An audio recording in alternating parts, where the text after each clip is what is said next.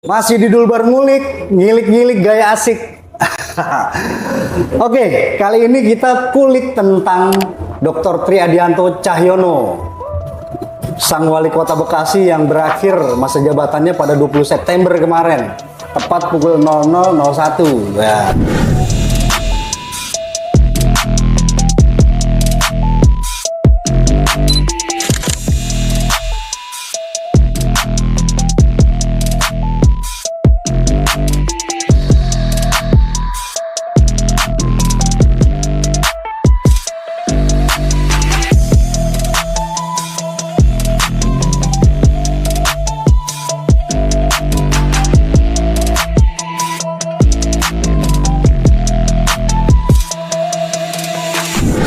Mas Tri. Salam sehat bro.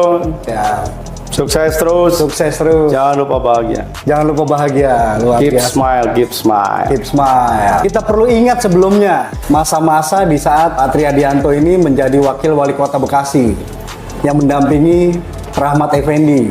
Betul ya Mas ya? Siap. Udah mulai action itu ke pelosok-pelosok kota Bekasi itu, kita ingat itu. Membahas hidroponik ya kan, tanaman-tanaman, UMKM itu meluas itu Mas Tri ya.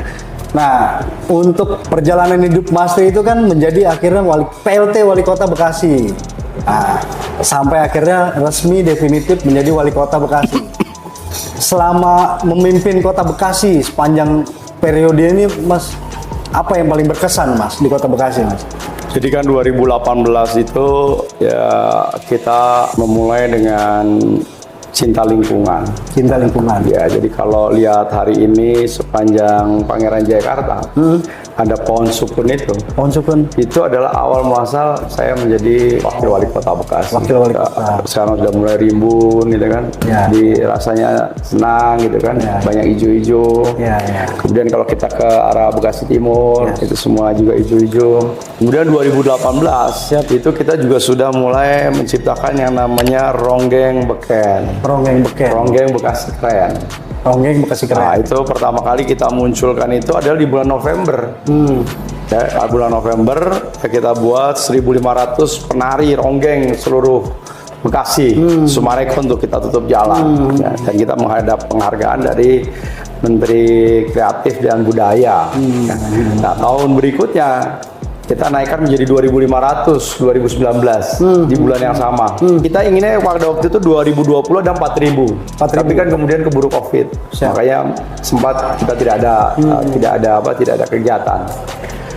Jadi seni budaya itu memang sudah kita ciptakan itu. Kemudian 2019 pada saat Pak Indarto sebagai Kapolres, kita bikin lagu anti hoax. Oh siap. Ingat nggak kan? Iya, Itu ada. iya. Jadi ada satu memang upaya. Kalau kita bicara itu tidak menggurui. Kalian harus cinta budaya. Kalian harus budaya harus ya gitu. Orang udah nggak malas. Tapi ya sekarang kita nari yuk bareng. Iya, iya, iya. Tapi harus dicari. Karena waktu itu kan ronggeng kesannya konotasinya negatif. Makanya kita cari sesuatu yang apa nih? Oh yang keren. Sesuatu yang milenial, Ya. sesuatu yang anak muda menjadi tertarik. Makanya bedanya pada waktu itu ada kita pakai kacamata tuh. Oh. Nah, kacamata hitam, itulah itu Lebih ronggeng. ciri khasnya ya? Lebih ciri khasnya. Ya. Itulah ronggeng Bekasi Keren. Ronggeng Bekasi Jadi Keren. biar anak milenial nggak jenuh, kan nggak mau kalau sesuatu itu ronggeng kan kayak zaman dulu Iya, gitu iya. loh. Itu zamannya kolonial, Iya, iya. ya zamannya bahla lah ya. Jadi yang persepsinya jahiliyah. Kita negatif, robah, oh, nah, kita robah siap, gitu kan. Makanya dimulai dari anak-anak TK, SD, SMP sampai guru-gurunya itu kemudian juga ikut nari. Ya. Ikut nari juga ya. Nah, lingkungan juga seperti itu. Nah, dulu kita berpikir juga gimana nih untuk dalam rangka memberdayakan keekonomian rakyat. Ya. Kita lihat begitu girohnya semangatnya ibu-ibu PKK. Tapi jangan-jangan mereka kumpul-kumpul tuh tetap jangan-jangan banyak gibahnya. Karena lebih banyak waktu yang kosong. Iya, iya, ngomongin orang gitu. Ngomongin orang dan Iya, lain iya, sebagainya. Nah, sementara ya kita berharap bahwa mereka ada sesuatu yang memiliki nilai tambah ya, punya kepentingannya buat masyarakat gitu ya, nilai tambahnya buat keluarga ya. Makanya kita buatlah itu pertanian kota misalnya. Pertanian ya. kota. Jadi kita berharap dengan lahan yang kecil tapi bisa memiliki produksi. Waktu itu belum ada tuh yang zamannya online. Online. dengan webcam. Sampai saya pinjem, itu ada salah satu koperasi terbesar di Bekasi itu, tingkat nasional. Kantor pusatnya Bekasi. Makmur Mandiri. Tapi dia punya jaringan seluruh Indonesia. Siap. Nah, dia bilang, cerita sama saya tuh Pak, setiap sebulan 2 kali kita lakukan secara webinar. Gimana caranya? Kita punya alatnya Pak. Jadi dari Medan bisa dan sebagainya. Saya bilang, saya bisa nggak pinjem? Makanya kita buat tuh. Saya waktu itu bukanya di Medan Satria, tapi kita buat ada 200 kampung hidroponik di seluruh kota. Sehingga kita ciptakan. Serentak dulu ya. Serentak, nyiptain lagunya, ciptain lagu dendang senamnya dan sebagainya, terus yel-yelnya gitu. Sampai ada lomba dulu sampai kita lombain. Sampai kita lombain. Nah, perkembangan jalan kita maju tuh. Maju sampai kita bikin yang namanya wall untuk berdagang. Kita sebut sebagai itu sayur manjur. Nah, saya pikir waktu itu adalah kita bisa menjual dengan harga yang mahal. Tapi kembali lagi ternyata hari ini kita menghadapi sesuatu dilema. Ternyata yang kecil itu harus menopang yang besar. Bayangkan saya harus menjual yang namanya produk Bekasi, kemudian jual dulu ke Bogor, dari jual Bogor baru jual ke toko-toko besar. Katanya yang namanya Freshmart dan sebagainya nggak mau menerima langsung. Nggak mau menerima langsung dari hidroponik itu. Karena apa? Mereka membayarnya itu sebulan sekali. Siap. Sehingga akhirnya yang kecil ini kan harus membayar. Nah, makanya hanya bisa dilakukan oleh perusahaan-perusahaan besar. Perusahaan besar ini hanya sebagai pengumpul nih. Siap. Dari petani-petani kita. Sehingga harganya yang diterima petani juga tidak sebesar dengan harga jual yang kita diterima di supermarket. Mereka jual yang namanya pokcai gitu kan, terus kangkung, hidroponik, terus kemudian bayam Korea dan sebagainya, itu mereka nilainya mahal.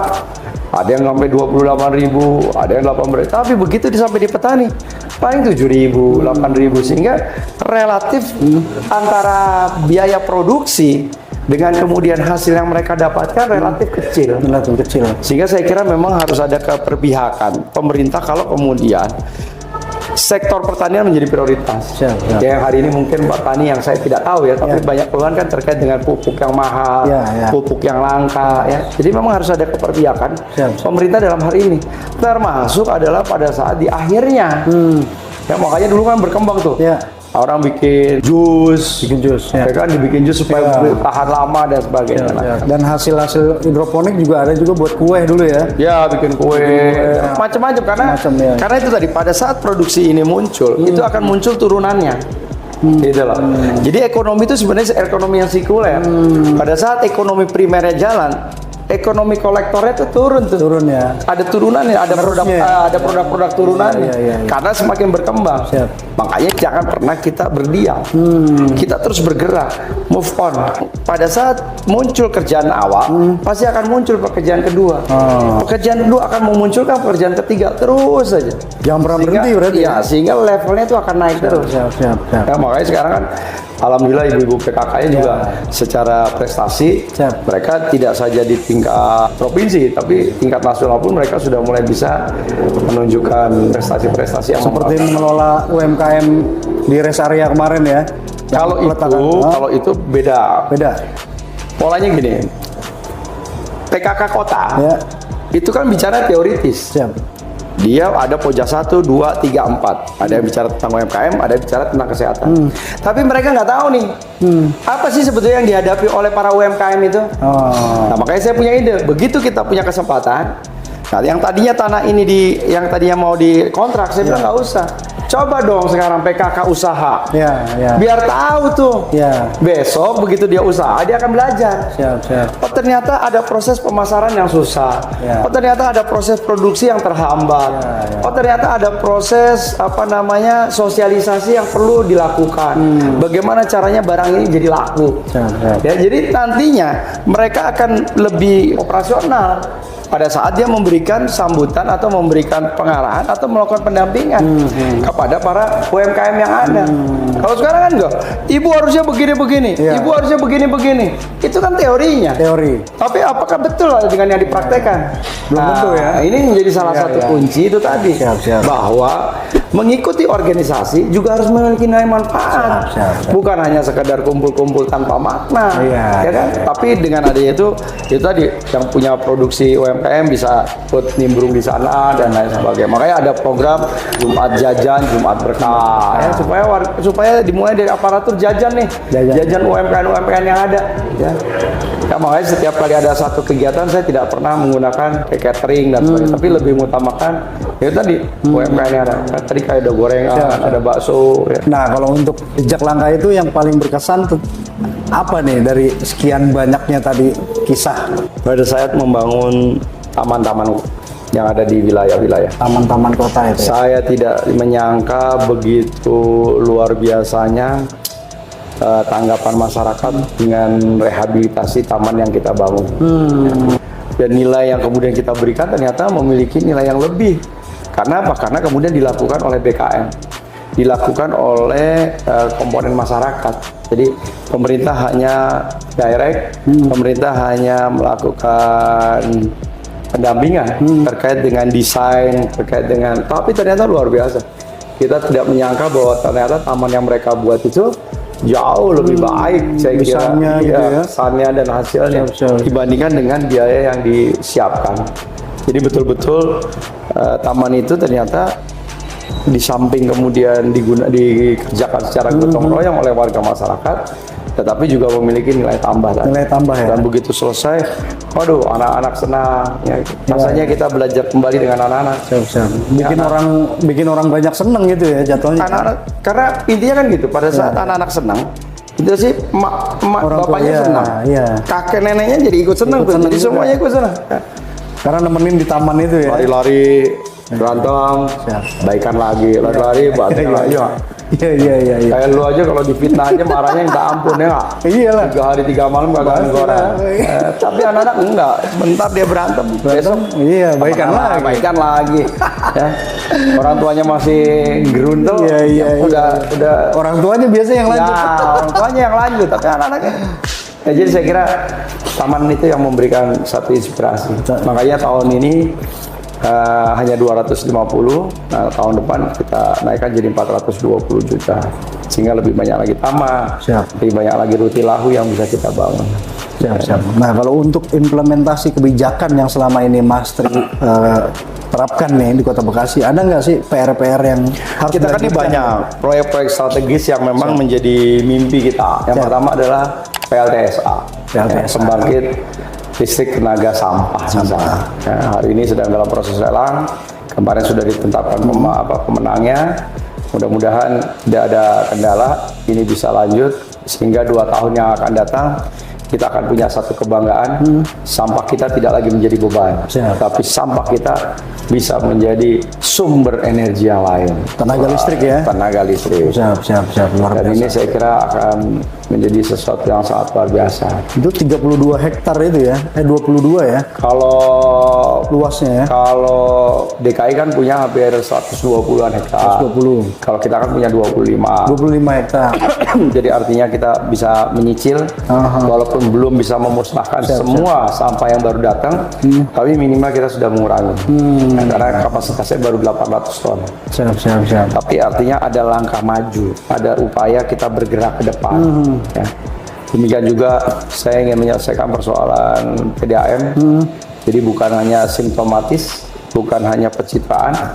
Oh, hari ini air mati dikirim pakai mobil tangki, tapi kita ciptakan bagaimana kita berkomunikasi dengan Pak Menteri, berkomunikasi dengan BWCC, berkomunikasi dengan Dirjen Sumber Daya Air, dengan Cipta Karya, sehingga air kita sekarang bisa yang mengambil dari air baku Palimanan, tapi tentunya harus melalui proses pipanisasi. Sehingga dipastikan tahun depan ya sudah tidak ada lagi warga masyarakat Utara dan Medan Satria yang teriak karena airnya jelek. Walaupun nanti Kali Bekasi tercemar karena sumber air kita bukan lagi Kali Bekasi. Karena makin ke depan saya kira tingkat pencemarannya akan semakin tinggi, sejalan dengan perubahan terkait dengan tata guna lahan, perubahan terkait dengan jumlah orang yang kemudian nanti akan berdiam, berhuni di sepanjang kali yang ada. Jadi saya kira kita harus menyiapkan solusi yang paling mendasar. Dan kemudian target saya berikutnya adalah bagaimana Kota Bekasi menjadi kota yang sehat. Kota yang sehat. 2022 saya sebagai PLT Wali Kota masih ada 21 kelurahan yang belum bebas ODF. Jadi kakusnya, jambannya masih belum higienis. WC-nya masih berantakan. Nah, hari ini kita tinggal 4 kelurahan, kurang lebih 5.000 warga. 5.000 warga. Nah, mudah-mudahan 4 miliar kita akan selesaikan di tahun 2024. Sehingga harapannya 2025 kita bisa naik level menjadi kota yang sehat. Kota sehat. Dimulai dari itu tadi ya, dimulai dari bebas ODF. Kemudian kita akan konsentrasi ke WC-WC-nya juga, sekolah-sekolah kita hitung betul. Sekolah juga ya? Iya, karena sehat itu tidak lagi lingkungan, tetapi juga sehat sekolah, sehat di pasar, sehat di terminal, sehat itu kan. Semuanya ya? Nah, jadi artinya bahwa betul-betul kota ini menjadi kota yang sehat. Ya. Dilengkapi juga dengan taman-taman itu kan? Ya, dengan taman, ruang terbuka ya. Siap. Kalau 20 September kemarin kan berakhir nih Mas? Iya. Aktivitas selanjutnya apa nih Mas? Ya, seperti apa yang saya lakukan hari ini. Saya berkantor di kantor KONI. Siap. Amanah berikutnya kita punya target 3 besar. Untuk juara ya? Porprov 2026 ya? Siap. Apalagi ada perhelatan tingkat internasional ya tahun bulan November nanti. Akan ada 6.000 ya, petarung sejati dari 10 cabang olahraga yang akan hadir di Kota Bekasi. Mudah-mudahan akan meningkatkan keekonomian kita. Hotel-hotel penuh, orang pada makan di sini. Dan mudah-mudahan saya berharap ya minimal taman di depan stadion udah mulai agak kelihatan tertata. Jadi ya mukanya Kota Bekasi akan menjadi semakin indah. Mukanya Kota Bekasi akan semakin keren ya. Dan itu tadi bagaimana kita menyiapkan investasi masuk. Kemarin ada pihak ketiga yang bikin lapangan sintetis. Nah, itu kan bisa juga nanti digunakan oleh Persipasi. Nanti kita minta jadwal. Supaya Persipasi juga bisa mempersiapkan diri lebih baik lagi. Dan luar biasa investasi. Itu hampir 10 miliar lebih. Jadi artinya begitu luar biasa orang ingin menanamkan investasi dan yakin bahwa itu memiliki nilai kembali. Karena daya beli orang Bekasi mah keren. Iya. Karena Kota Bekasi memang Bekasi keren gitu. Karena itu tadi walaupun inflasi ya, tapi itu tadi barangnya yang penting ada. Soal harga rasanya kita masih cukup aman gitu ya. Yang susah ini kan kita punya duit kagak ada barang. Nah, itu yang susah. Ya. Banyak teman-teman itu tadi barangnya banyak nggak ada duitnya. Duitnya banyak. Duitnya nggak ada, barangnya banyak ya. Nah, paling susah kita juga. Yang bagus itu Bekasi. Barangnya banyak, duitnya banyak. Iya. Karena Kota Bekasi keren. Pertanyaan banyak nih dari masyarakat. Jadi wali kota susah nggak sih? Jadi wali kota tuh susah nggak? Sebetulnya bukan susah atau tidak susah. Yang penting senang atau tidak senang. Senang atau tidak senang. Bahagia atau tidak bahagia. Bahagia atau tidak bahagia. Ya, karena percuma jadi wali kota kalau dia tidak bahagia. Nah, bahagianya adalah kalau kemudian kita mampu membahagiakan orang lain. Itu tugas wali kota itu. Membahagiakan orang lain. Otomatis dirinya bahagia juga. Harus dia merasa bahagia. Siap.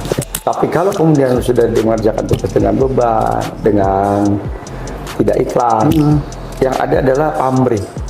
Kalau sudah ada pamrih, nah ini karena sudah mulai tuh bibit-bibit ya, ketidakikhlasan. Yang ada adalah hitung-hitungan. Siap. Wah, gue besok jadi wali kota habis sekian, berarti gue harus balik sekian. Ya nggak? Jadi bisnis ya. Jadi bisnis jatuhnya. Modal berapa gitu ya. Tapi kalau kita mampu karena dasarnya senang, hobi kerja, nah, itu udah nikmati gitu ya. Nikmati. Siap. Karena kan harus ada satu bagaimana membagi waktu, membagi pekerjaan. Ya. Karena bagaimana juga kan masyarakat hari ini inginnya kan juga disapa. Masyarakat tuh inginnya diperhatikan. Masyarakat inginnya disentuh. Ya.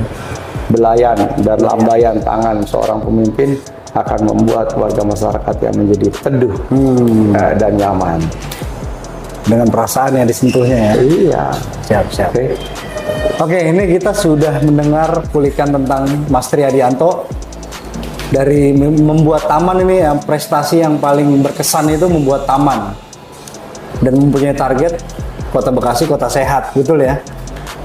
Olahraganya pun berkembang pesat gitu.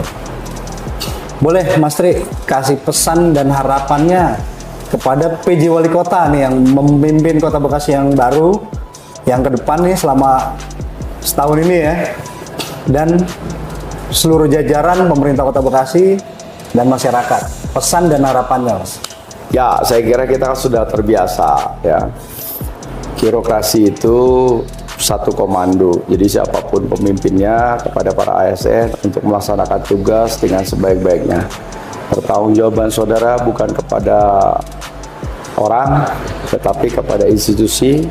Oleh karena itu pelayanan publik yang sudah baik terus dipertahankan dan dikembangkan. Buat Pak PJ, Pak Gani, selamat bertugas ya.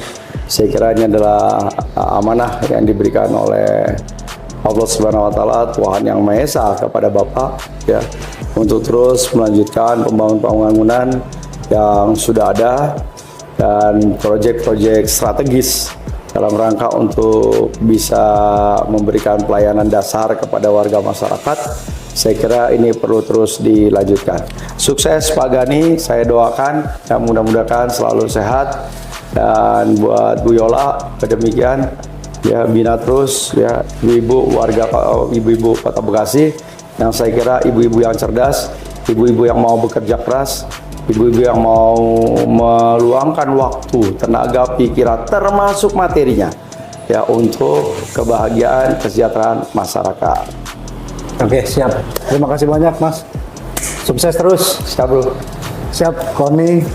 Sukses. Kota Bekasi berprestasi. Kota Bekasi 3 besar. Kota Bekasi keren. Ayo.